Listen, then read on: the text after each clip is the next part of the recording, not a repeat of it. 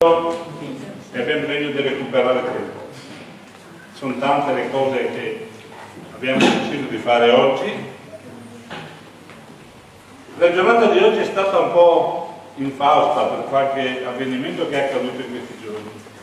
Il primo era che noi pensavamo di avere degli interpreti, però il costo degli interpreti è troppo elevato.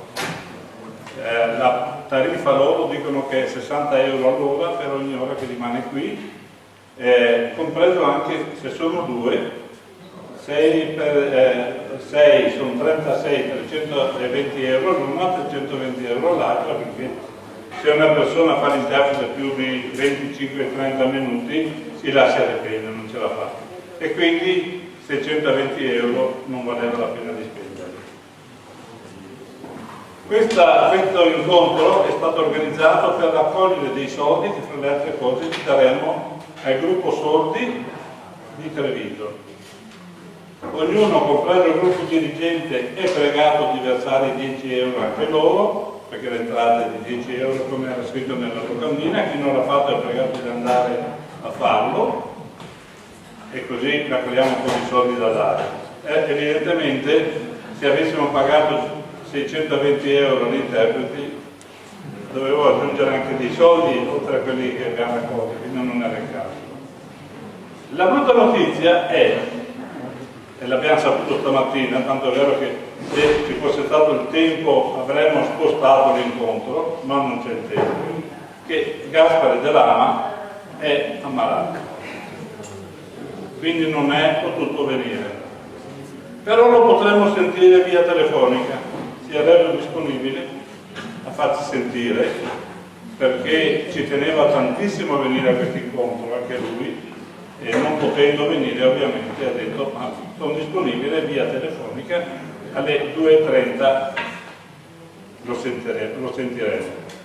Avete visto che ci sono tante persone, guardate i cartelli che ho fatto, Marco Luzzato, che è quello che da niente fa vedere delle immagini fantastiche. Nicolò Di Lella è un personaggio ormai storico per il nostro gruppo, neanche tu, perché sei venuto 2 o 3 volte con questo, no? Ci siamo visti, prima che tu conoscessi anche Nicolò. Sì, è vero. Nicolò ha scritto dei libri, è un contattista, ha avuto delle esperienze fantastiche, poi comunque lui ne parla. Poi abbiamo un rappresentante del gruppo ecologico del Veneto, che si chiama Alberto, non dimmi il cognome perché non lo ricordo mai. Poi c'è Daniel Facci, che farà vedere anche lui foto o filmati, foto. Ci farà vedere foto non sue, nel senso dove viene ripreso lui, ma foto dove avrà ripreso qualcosa di interessante. Longo Daniele lo conoscete, chi partecipa spesso ai nostri incontri lo conosce senz'altro, è uno che ha fatto delle foto dei filmati fantastici.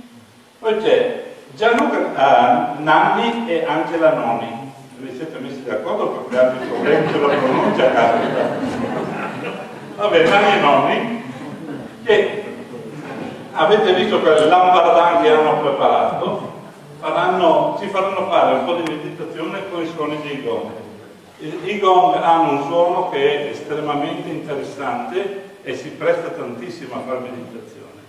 Io spero che contemporaneamente alla meditazione ci sia Marco che riprende, ecco, perché si creerà una condizione spirituale così elevata che senz'altro il filmato che farà lui proietterà delle facce che sono fantastiche.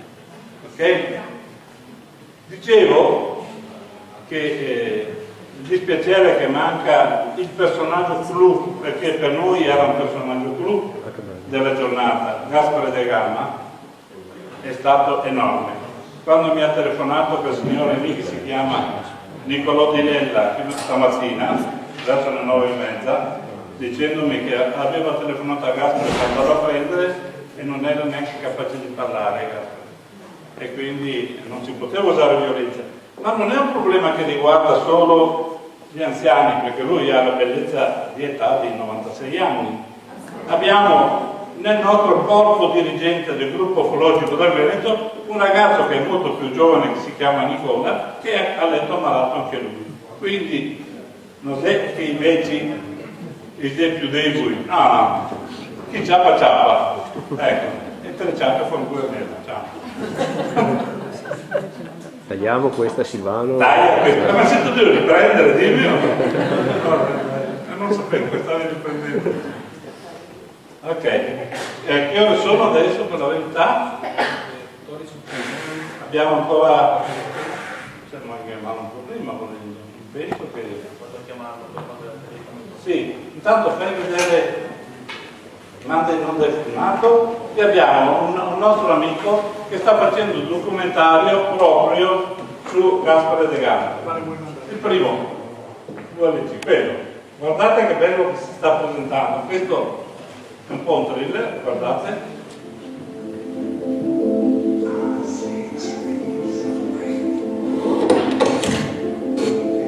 Daniele Spadoni che è qui con noi, il regista.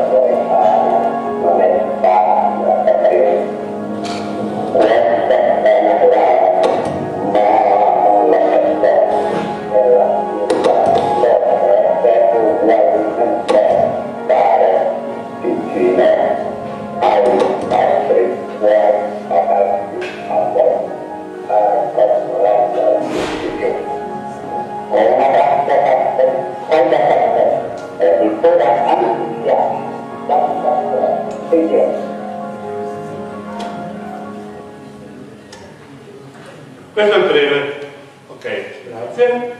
Poi se metti sull'altra chiavetta, poi vai su Storie e c'è ancora delle foto che riguardano Gaspare De Gama, così che lo sentiamo. Cos'è che ha fatto di importante Gaspare De Gama, per cui era importante averlo qui con noi? È uno degli ultimi, anzi l'ultimo superstite di un gruppo di pescaresi che erano in contatto non telepatico ma in contatto normale con degli esseri venuti da altri pianeti, almeno 4 razze c'erano razze di persone alte 4 metri, 3 metri e mezzo, 4 metri, un'altra razza era 3 metri, un'altra era 1,80 m e un'altra era come noi, quindi c'erano 4 razze. Dove erano? In una base aliena, si trovava a Pescara, quindi l'entrata era a Pescara, era profonda 40 km, era lunga 200 km, da Pescara arrivava a Rimini ed era larga 70 km. Tutto l'impianto meccanico per far funzionare i macchinari, ma anche per produrre l'aria, per respirare, perché per la profondità c'è bisogno di aria. Con cosa funzionava? A petrolio? Assolutamente no. A benzina? No. Con l'uretta. L'uretta è un amore di gruppo, la coesione del gruppo. Quando un gruppo è coeso e ogni elemento ama tutti gli altri elementi, si crea un'energia particolare che faceva andare tutti i macchinari che avevano in questo, in questa base aliena. Nel momento in cui tra i 20 ragazzi che frequentavano, che erano in rapporto con questi alieni, hanno cominciato ad avere invidia uno con l'altro, non andare più d'accordo, non creare più questa energia che si chiama oretta, loro sono dovuti andare via perché i macchinari non funzionavano più e quindi quella base non era più utilizzabile. E sono andati via, tanto è vero che nel momento in cui sono andati via, tantissimi pescaresi giurano e hanno filmato una serie di UFO o di astronavi, come vengono chiamate anche, che sorvolavano il posto di Pescara, proprio perché se ne andavano via, non c'era più questa armonia. Cosa significa questo? Che è possibile far funzionare l'universo con amore, perché Ureta significa amore di gruppo. Nel momento in cui noi mandiamo segnali di odio, una volta dicevamo fuori i caroni dai marroni, dopo Marroni in realtà anche lui un grande dirigente di un certo partito e quindi non si può neanche più dire, oppure il nero che sta a casa sua, altri siamo privilegiati, abbiamo il diritto di vivere ogni altro, come che gli altri non fossero esseri come noi, non avessero il sangue come noi, fossero degli esseri inferiori, come dell'America del Sud che li usavano per le piantagioni di cotone eccetera. Il problema era invece che se noi sprigioniamo continuamente amore, noi riusciremo a salvare il pianeta Terra e quindi mettersi in contatto con l'universo intero. Infatti la giornata di oggi a telefono, bene, perfetto, mi sente lui o devo parlare da qui? Pronto? Pronto? Ciao Gaspare, sono Silvano Ferronato del gruppo Forza. Ciao, mi dispiace che sei assente da questo bellissimo incontro che stiamo programmando, mi dispiace tantissimo. Mi piace molto tornare, non sai quanto, ho avuto che dico tutti voi, però niente, sono un po' influenza, mi è capitato proprio ieri oggi. Sei troppo sotto stress? No. Vabbè, ho 4 linee di febbre, però insomma, ho potuto venire per questo. Ecco. Velocemente, in pochi minuti, hai 5 minuti di tempo? Ma certo. Allora, in 5 minuti condensa la tua esperienza. Grazie. In 5 minuti cerco di fare un miracolo. Allora, nel 56 al 78, un gruppo di 20 persone, tra le quali c'ero anch'io, è stato non scelto, ma insomma siamo capitati lì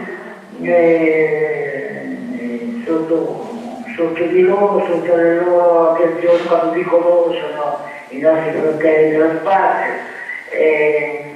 Hanno fatto questa specie di esperimento, c'era la guerra fredda tra Russia e America, momenti molto brutti, col permesso di un ordine superiore hanno cercato di aiutare la Terra nei limiti o quasi oltre i limiti del possibile, del nostro libero arbitrio, fin tanto che appunto questo gruppo di 20 persone davano col loro amore, l'amore tra di loro e verso di loro della pace, perché non essere stupendi. Per di noi terrestri era un po' più difficile perché siamo quello che siamo, e fin tanto che c'era questo amore, questa energia, loro la captavano, diciamo così, e la immettevano nei loro strumenti, quindi nelle basi, tutto funzionava con questa energia che era, diciamo, il loro carburante.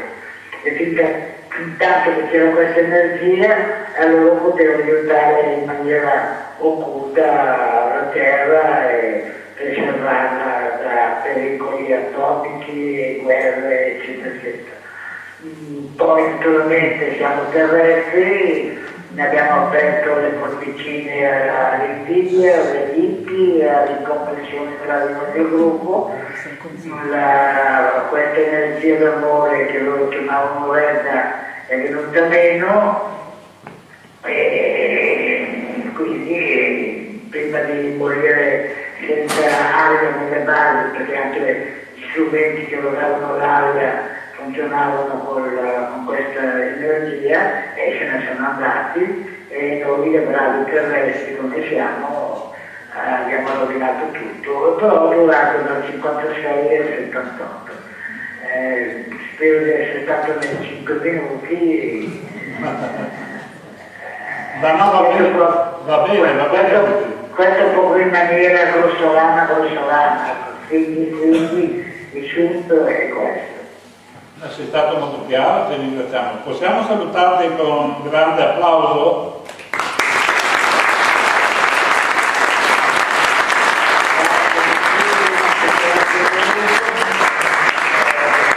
Ringrazio tutti quanti, tutto l'amore di cui sono capace. Grazie di cuore per la tua testimonianza, grazie.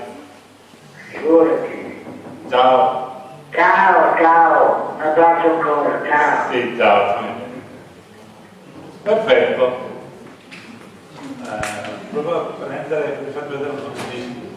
Dove c'è lui? 17? 2017.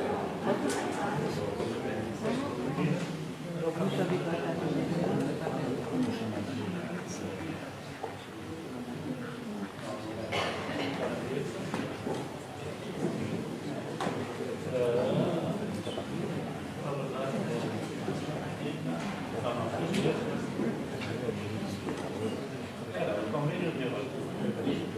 C'è scritto, no, era una cartella.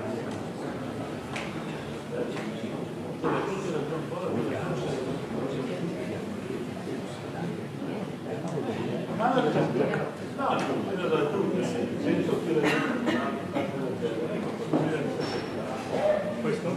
No, vai su completamente. Questo. Ok? Guarda lui, manda tutti i filmati. Guardate le foto che avevano fatto loro. E questi circolavano su Pescara in quel periodo dove visitavano queste persone molto belle.